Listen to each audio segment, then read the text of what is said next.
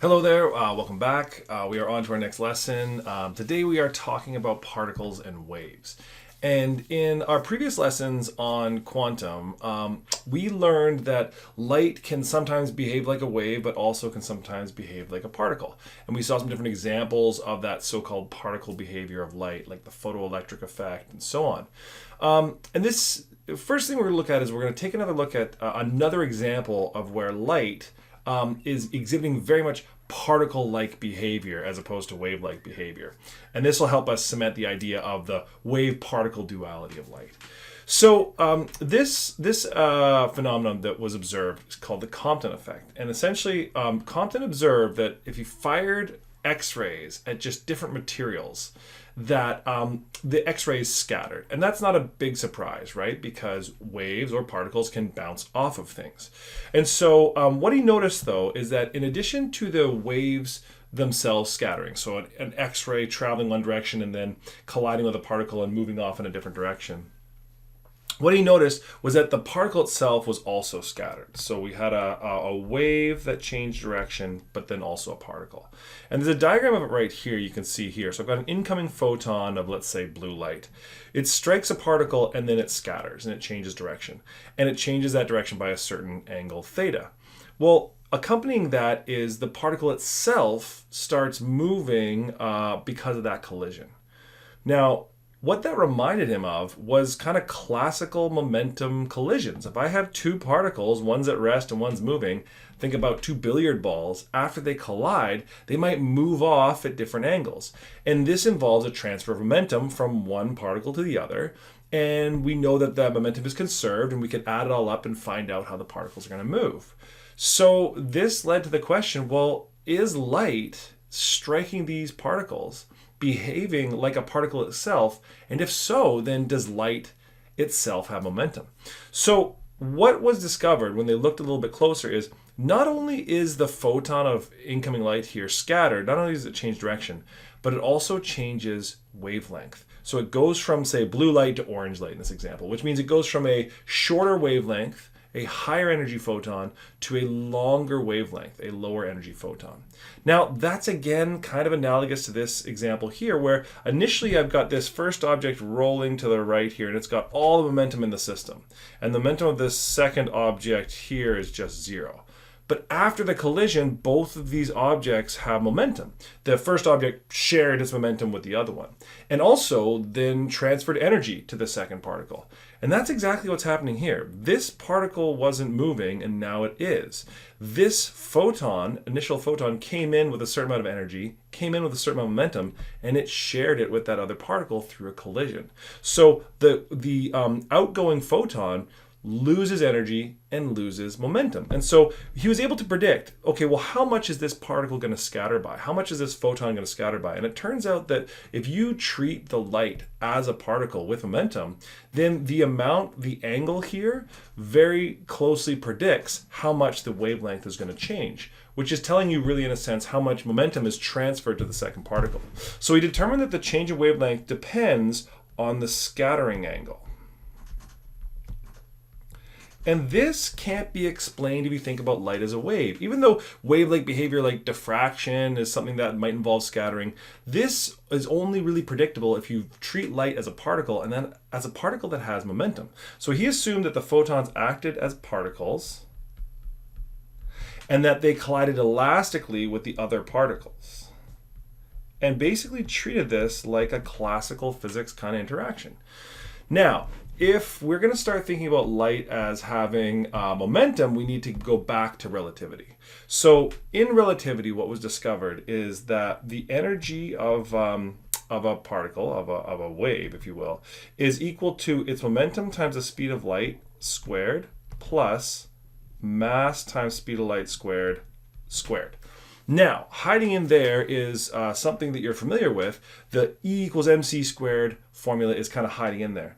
This mass is something called the rest mass. So if the object is not moving, how much is the mass? So consider a case where you've got an object that's stationary. Well, if it's stationary, it has no momentum. And then this whole thing simplifies to E equals mc squared, like we saw before. But what happens if instead this object is moving and it's moving at the speed of light, and in fact it has no mass, well then we're describing a photon. So if we talk about a photon, this whole term goes to zero. And what I'm left with is the energy of the photon is equal to the momentum times the speed of light. So this might be kind of surprising at first if you're thinking about momentum as being just mass times velocity. It is that certainly for macroscopic objects, certainly for any particle that is not a photon, it is the mass times its speed. But let's think about what momentum really allows us to do. It's a property that allows us to understand collisions, right? So if I have a car and it strikes a stationary car, how fast are they moving after the collision? One car has energy, the other car doesn't, and there's a transfer of energy in that process. Well, that momentum is just a tool that allows us to understand that collision. And so what we see here is that photons very clearly have energy, and then they're able to collide with things, and they're able to transfer some of that energy, and then that's going to result in that other particle having energy and momentum itself. So momentum really is a fundamental property of all things, including photons. Okay, so energy equals momentum times c, but don't forget energy of a photon is also h times f. So we can solve that for momentum to get an idea and say, well, then momentum must just be h times f divided by c. Well, let's not forget that for a wave, the wavelength is going to be the speed, in this case the speed of light, divided by the frequency. And if I substitute this thing down in the bottom, what I end up with is the momentum is equal to h divided by lambda. So the momentum of a photon is Planck's constant divided by its wavelength. And that helps explain why in this case here, you can see this photon went from a shorter wavelength to a longer wavelength because it transferred some of its momentum to the particle. Okay, so that's our last bit of evidence that we're going to explore that helps us understand why wave-particle duality is really necessary for understanding light. But the weirdness kind of only starts there, because if we are okay with light being both a wave and a particle, well then what does that mean about particles that we've been thinking about this whole time? And so that was the question that stuck with de Broglie. And de Broglie basically put it like this. If light can be both a particle and a wave, maybe particles can also behave as waves. And that's a really weird idea. We think of particles as being lumps of matter, like protons or neutrons or people or cars or whatever. And yet de Broglie is saying, well, no, hold on. Those discrete particles, maybe those just exist as waves in certain circumstances. And so he took this exact same equation that was predicted by relativity and flipped it around and said, okay, so then the wavelength of a particle is just going to be h divided by its momentum. And this is known as the de Broglie wavelength. So what does this mean? That's weird. Let's make some predictions. Let's see where this gets us. So let's think about two examples. One, we've got a physics teacher, a 100 kilogram physics teacher moving at 2 meters per second going for a stroll. Well, if this physics teacher has momentum, then they can be described as a wave. Okay, well, let's see where that leads us. So the wavelength of the physics teacher is h divided by its momentum, which is h divided by mv because they are made of matter. So 6.63 times 10 to the negative 34 divided by 100 times 2. And what I end up with is right around 3.3 times 10 to the negative 36 meters. And that's the answer.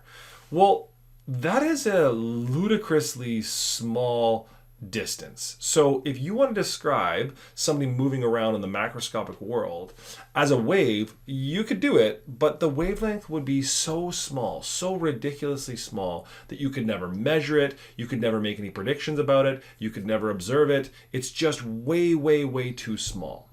But what if we do this same experiment with an electron? Now an electron is going to also have momentum, h over p, which is h over mv. And let's say we fire these electrons at pretty fast, 5 million meters per second. Okay, so 6.63 times 10 to the negative 34, all divided by, now the mass of an electron is 9.11 times 10 to the negative 31, and then 5 times 10 to the 6. Okay, now when you crunch all these numbers, what you end up with is right around 1.5 times 10 to the negative 10 meters. Now, that is also very, very small, but that's not so small that we can't detect it. That's just below the nanometer range. And you can see here that because the electron itself is so small, if I actually slow the electrons down a little bit, I would get larger and larger wavelengths. In fact, I could get wavelengths that I could actually observe. I could fire those electrons at something, and those electrons will behave like waves and bounce off. If you've ever heard of an electron microscope, this is literally how it works. They take electrons and they fire it at things, and the electrons behave like waves and bounce off. Just like when we see incoming waves, we interpret them as what we see around us. Those electrons can bounce off an object and produce an image. So one of the first experiments that was able to confirm this is something called the Davisson-Germer experiment, which said, okay, so you're telling me electrons, little particles, are actually going to act like waves. Well, then let's try and get an electron to exhibit some like classically wave-like behavior. Okay, let's think back to diffraction and interference. Okay, so what they did was they fired beams of electrons at a nickel plate. So you can see the example here. We've got a beam of electrons. We fire them through, and they hit this nickel plate. Now, this solid nickel is essentially just like a crystal of nickel atoms that are all clumped together, just like so.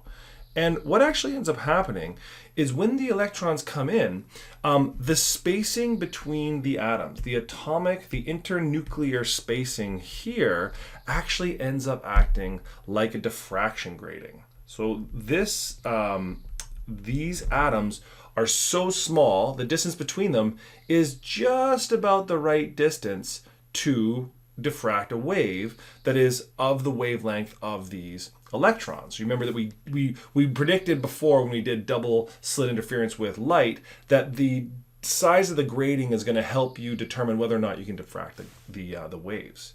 So what did they do? Well, they said, okay, if these electrons are waves, then they should diffract and they're going to scatter in all directions, and then I should see interference patterns where these waves start to pile up in one place and don't hit at all in another place, and then hit a lot in another place, and so on, and we see this repeating pattern.